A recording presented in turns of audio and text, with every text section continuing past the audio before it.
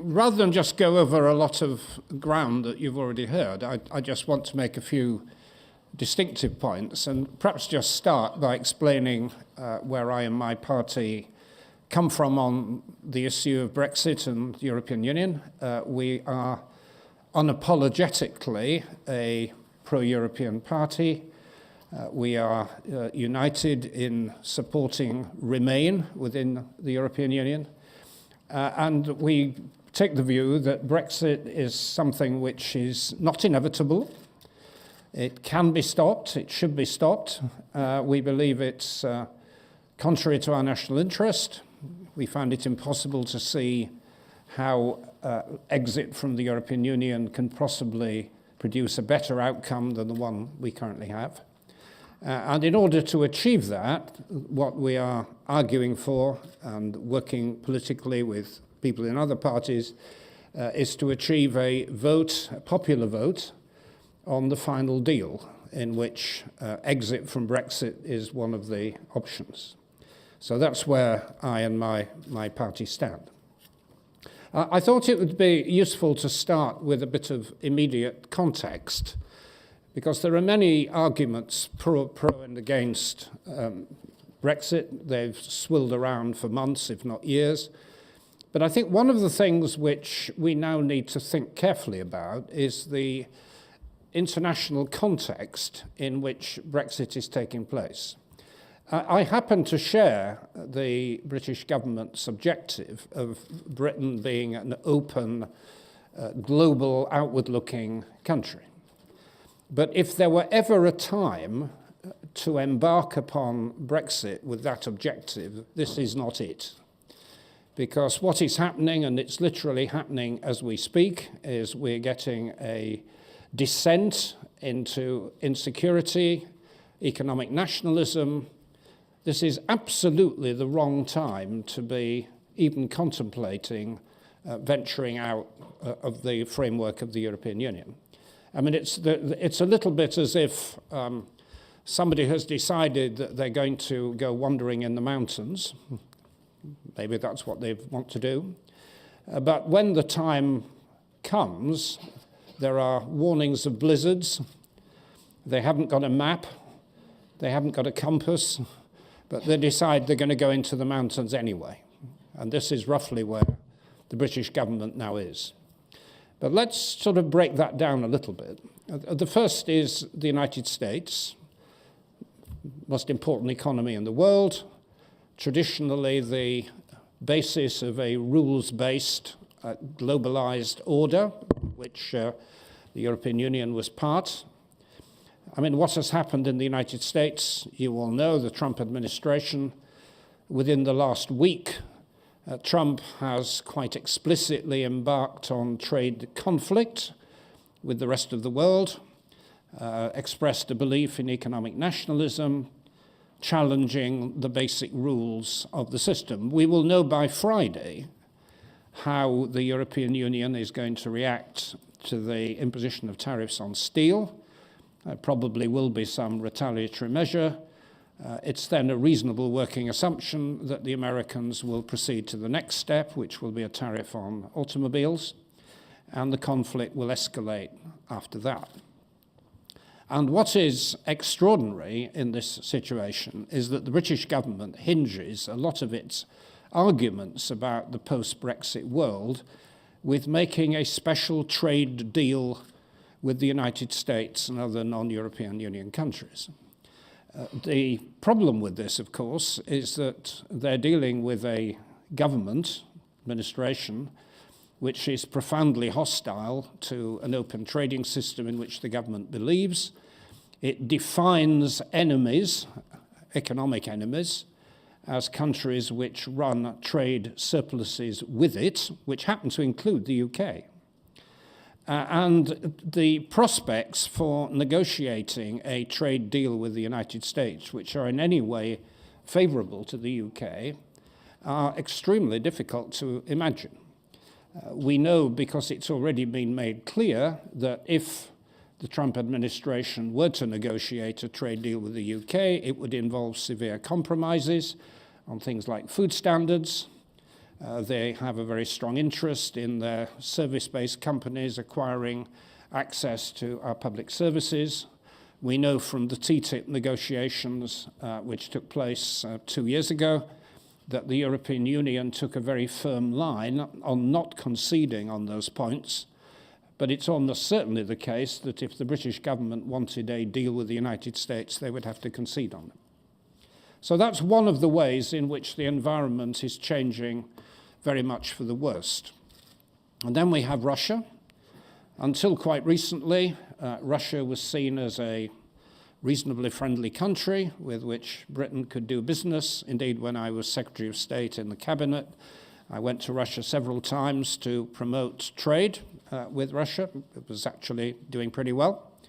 Well, we know what's happened since the activities in Crimea and the Ukraine, and then last week, the act of aggression on British soil, the rapid deterioration in our relationships with Russia. And one dimension which has received very little public attention, but my colleague Ed Davey highlighted it in the press this weekend, he was the former Secretary of State for Energy, is the shared interest of European Union countries, including Britain, in having a common approach to energy security. This is not something which is of great interest to the United States, which is now self-sufficient effectively in oil and gas, but it is of great interest to Europe. And if we are going to deal with Russia, not just in relation to the immediate threat to our security in the UK, but in relation to a broader relationship with Russia, it's got to encompass a common approach to energy, which can only be done through the European Union. And then we have China, again, as late as last year. The president of China was at Davos talking about China leading the world in terms of an open, globalized system. We now know, in view of what's happened over the last few weeks, China is becoming increasingly nationalistic. Their interest in a liberal trading order was probably never great in the first place, but the idea that they're going to fall over themselves to work with the UK to create such an order is simply fanciful. They may well be interested in the kind of trade deal that the British government is anxious to secure, but it would be very much on Chinese terms.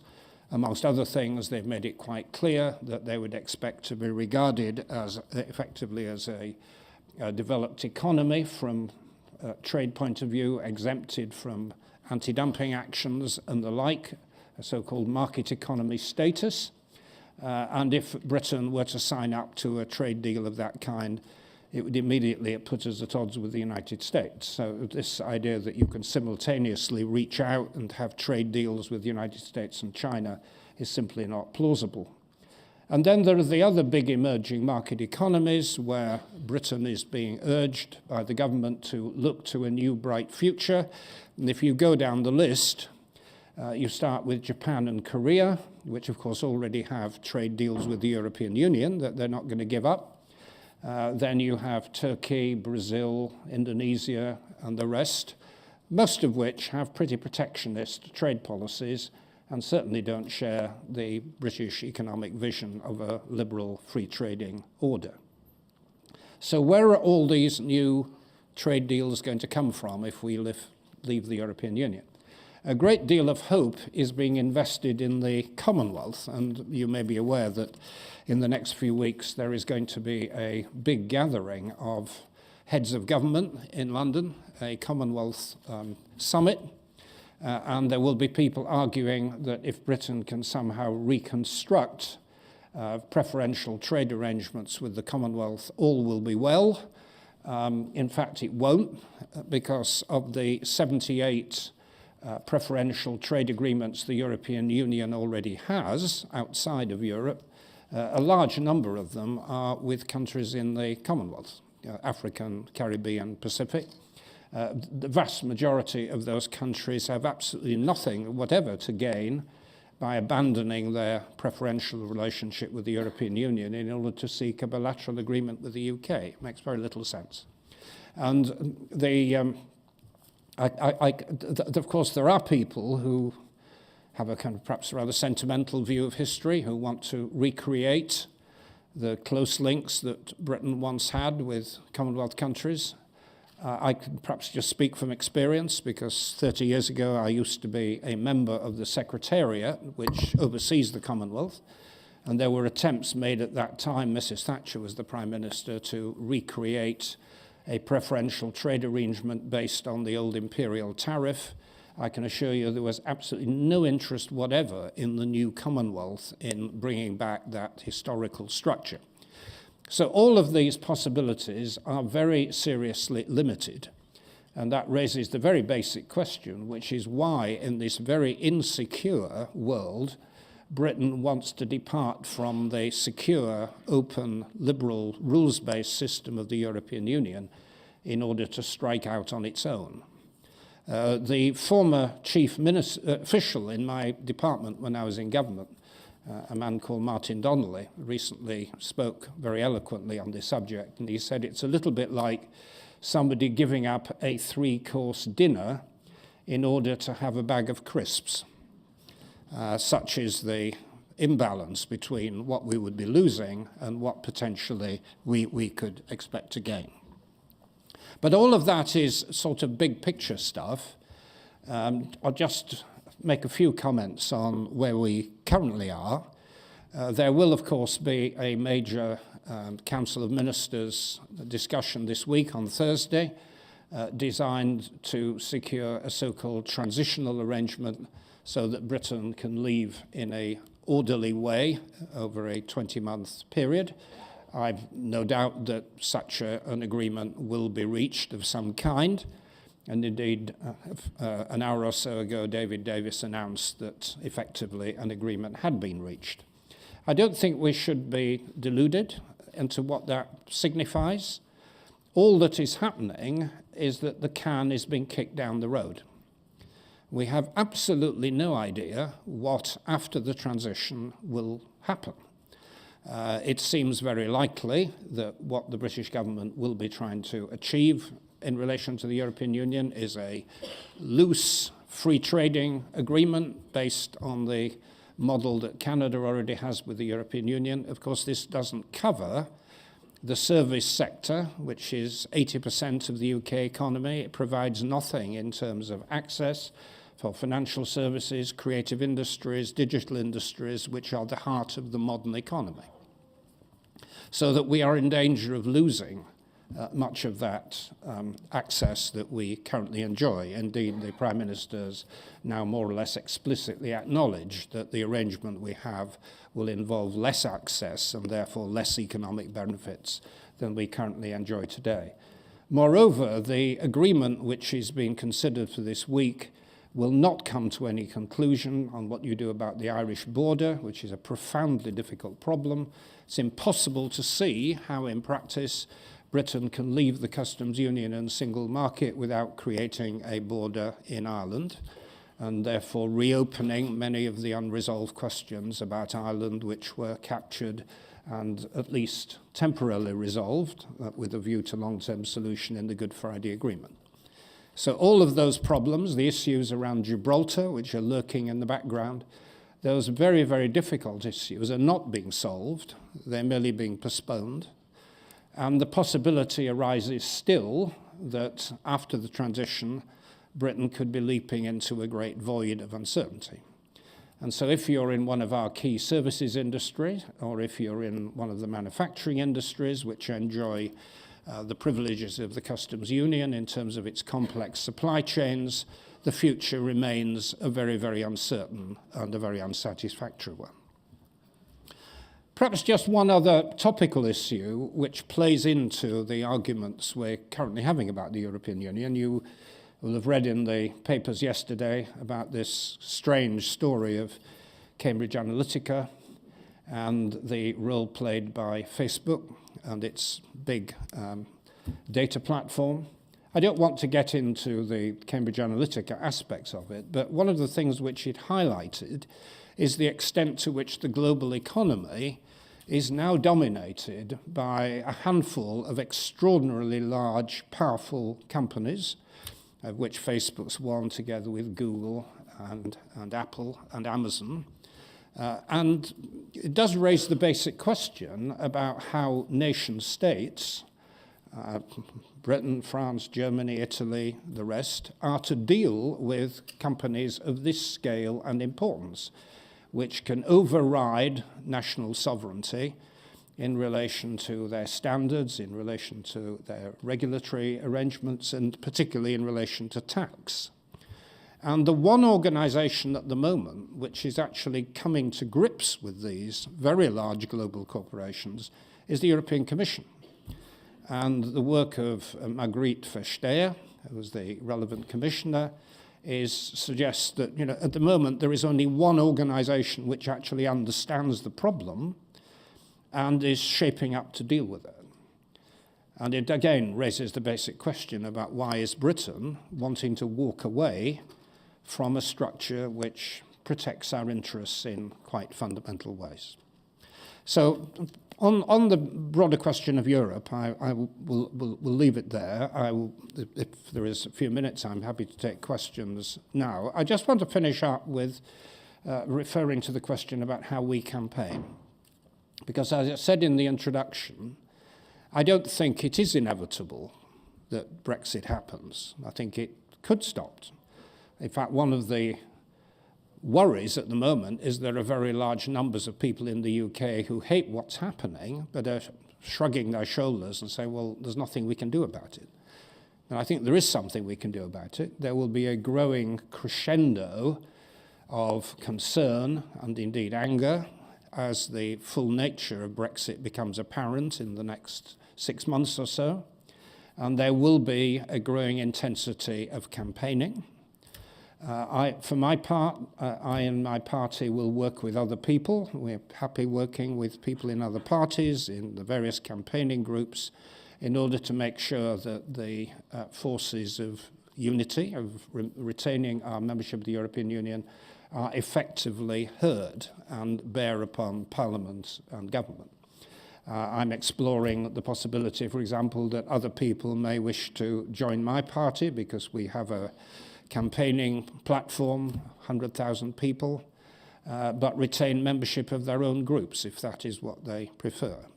But my approach to this is to be collegiate, to work with other people. This is probably the most important decision that will be made in my lifetime. The last thing I want to see happening is that sectarian, petty disputes divide the anti-Brexit movement. We've got to be united, we've got to work together, and I'm optimistic if we do that, that we can stop Brexit. Thank you.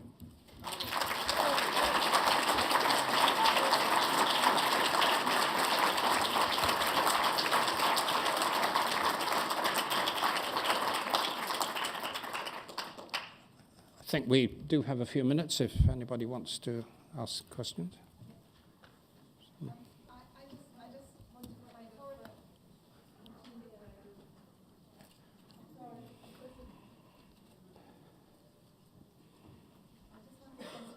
Where you basically stopped.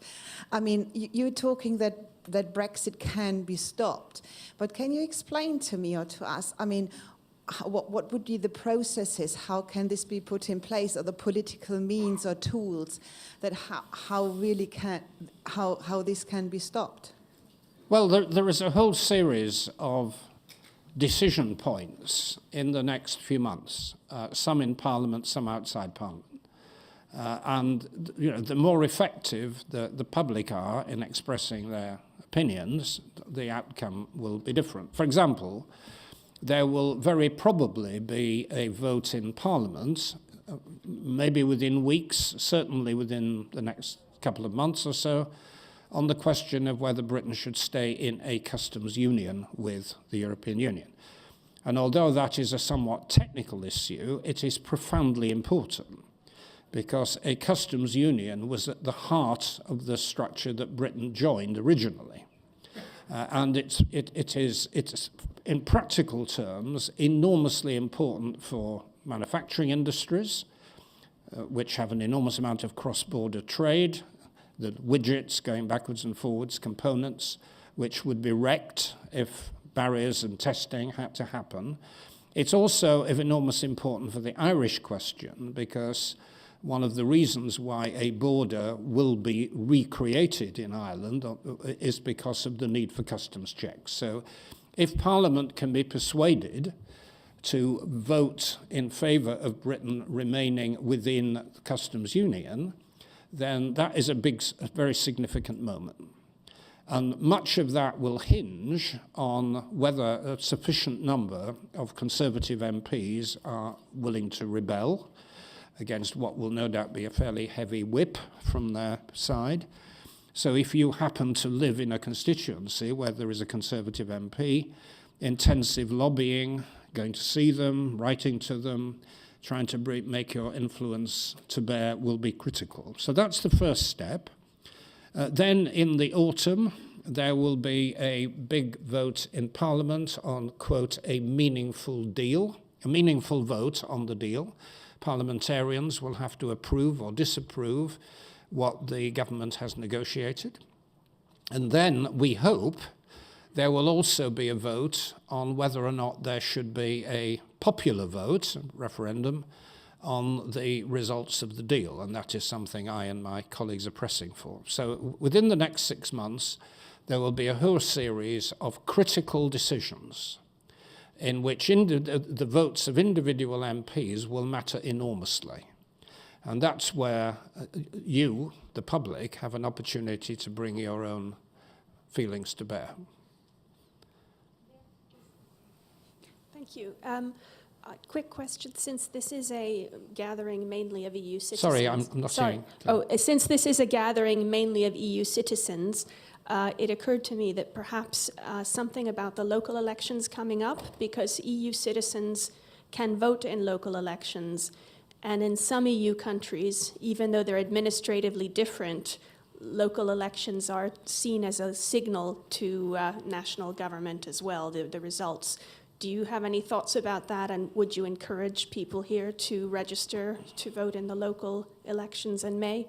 Absolutely. I'm sorry, I should have emphasised that earlier. I hadn't realised that the majority were non-British EU nationals. But anyway, it is a critical issue, of course. The threat a year ago that the position of EU nationals was at risk, I think that has been passed. But of course, EU nationals will still have to register to vote in the UK to secure their status here. So it's not an ideal situation by any means. But if European Union nationals wish to influence the outcome, as they should, there will be an opportunity in the local elections at the beginning of May, because the politicians will interpret the results of those elections, at least partly, in terms of Brexit. So if you know anybody who is a European national, they do have a right to vote in the local elections. They should exercise that right. My party is actively campaigning to encourage them to register and vote. We are sending out messages in, I think, 17 languages, operating through Facebook groups, which there are numerous, particularly in London. And I think this is a very, very important dimension of the campaign. So if you haven't already registered, please do. Encourage your friends and neighbours to do it. And this is one area where you could make a real difference. And whatever happens, one of the things we must continue to fight for is for European nationals to have a vote in future, because they live here, they pay taxes.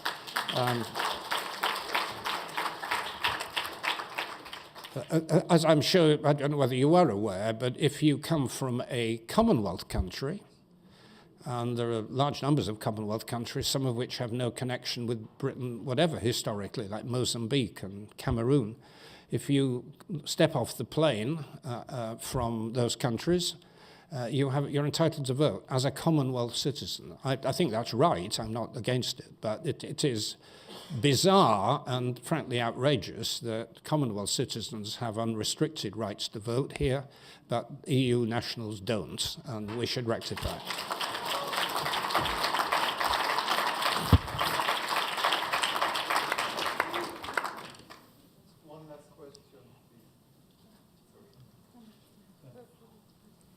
Mr. Cable, thank you very much for your very constructive speech, and particularly with regard to the trade with the outer world, as you say, USA, Russia, China, and others. Now, realistically, do you believe that any deal, British government will be able to make any deal just before March 2019, before the transitional period? And secondly, trade with the wider world is a fantasy to you on your part, and then what will be the repercussion of the British people here as a result of that? Well, the legal position is that Britain cannot embark upon new trade deals with other countries until we've actually left the European Union. I think what may well be agreed in the transition is that the British government can make preliminary moves, and we may well see some movement in that direction. But I think it is indeed a fantasy, and it's a fantasy for two main reasons. The first is that even if the British government succeeded in making substantial numbers of trade agreements with the outside world, it wouldn't remotely compensate for the loss of the close relationship we currently have with the European Union. And the other, of course, is that many of those potential trade deals are highly problematic for exactly the reasons I've given, and particularly if you're dealing with China or the United States, you would have to raise the basic question about whether this deals would actually be in Britain's interest. It may well not be. So it is, to my mind, it has always seemed to me one of the weakest aspects of the Brexit case, this argument that we should be free to negotiate trade deals. And I think we have to continue to explain why. And the reason why it matters politically is that what various surveys have shown is that from the point of view of the British public, this idea that we're somehow then free to have trade deals with other countries is a rather popular idea.